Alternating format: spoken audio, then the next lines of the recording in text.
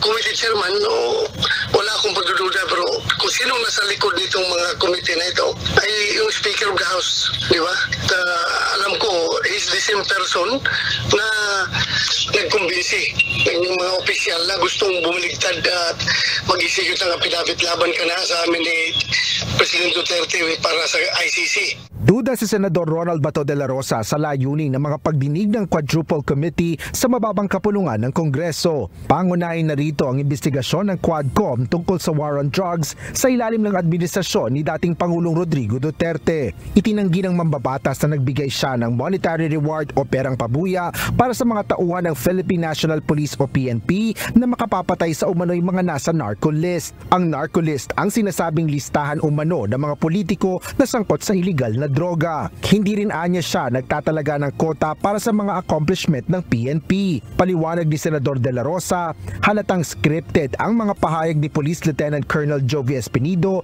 upang dugtudugtungin ang ilang issue kabilang na ang Philippine Offshore Gaming Operators o POGO. Mukhang napakalayo at halata na talagang design yung affidavit niya para ipagkukunik-kunik yung mga problema ng POGO, problema ng extrajudicial killing ko, no, at saka yung ating problema sa drugs. Ayon kay Senador Bato de la Rosa, inaasahan niyang gagamitin lang din sa ICC ang mga pagsisiyasat ng Quadcom laban sa kanya at kay dating Pangulong Duterte.